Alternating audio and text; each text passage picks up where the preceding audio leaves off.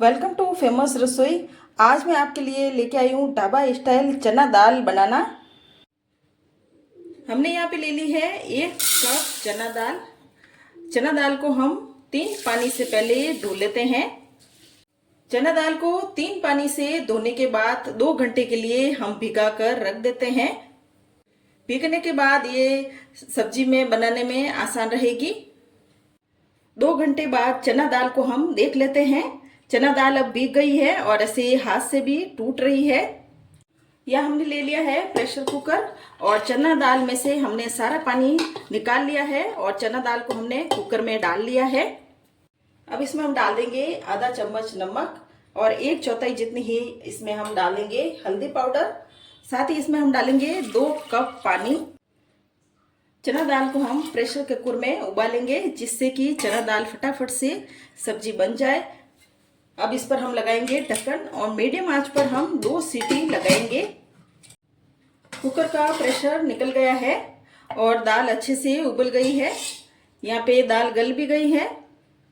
इस तरह से अब सब्जी बना लेते हैं। यहाँ हमने ले ली है कढ़ाई, इसमें हम डालेंगे 3 टेबल स्पून तेल। तेल गरम हो गया है, इसमें हम डालेंगे आधा चम्मच जीरा।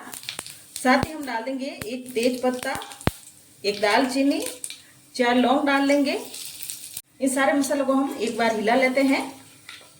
साथ ही इसमें डाल देंगे 2/4 जितनी ही हींग को भी हमने मिक्स कर लिया है। अब इसमें हम डाल देंगे 6-7 लहसुन की कली और आधा इंच अदरक के टुकड़े को हमने कद्दूकस कर लिया था। इनको भी हम तेल में भून लेते हैं। साथ ही हम डालेंगे ये कटी हुई हरी मिर्च, इसको भी हम मिक्स कर लेते हैं। अब इसमें हम डाल देंगे ये कटा हुआ प्याज। या मैंने एक बड़ी साइज के प्याज को कट कर लिया था। प्याज को भी हमने तेल में भून लिया है और प्याज सॉफ्ट भी हो गया है। इसमें हम डाल देंगे एक कटा हुआ टमाटर, इसको भी हम मिक्स कर लेते हैं। टमाटर और प्याज को हमने तेल में भून लिया है। अब इसमें हम डालेंगे सूखे मसाले। या मैं डाल रही हूँ 2/4 जितनी ही हल्दी पाउडर। पहले भी हमने हल्दी पाउडर डाला है तो यहाँ पर हमें हल्दी पाउडर कम ही डालना है। 1 चम्मच भरकर मैं डाल रही हूँ धनिया पाउडर और 1 चम्मच भरकर ही मैंने डाल दिया है लाल मिर्ची का पाउडर और आधा चम्मच मैं यहाँ डाल रही हूँ नमक। पहले भी हमने नमक डाला है तो नमक हम ध्यान से ही डालेंगे। इन सारे मसालों को हमने मिक्स कर लिया है।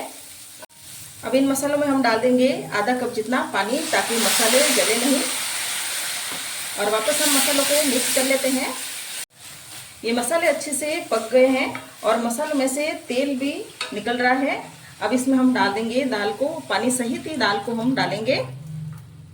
अब इसमें हम डाल देंगे 2/4 जितना ही गरम मसाला पाउडर और आधा चम्मच हम डाल देंगे भुना हुआ जीरा पाउडर। इन दोनों को हम मिक्स कर लेते हैं। अब ढक्कन लगाकर 7 से 8 मिनट के लिए इस दाल को मीडियम आंच पर पकने देते हैं जिससे कि दाल मसालों में अच्छे से मिक्स हो जाए। दाल को पकते हुए 7-8 मिनट हो गए हैं। दाल को हम वापस देख लेते हैं।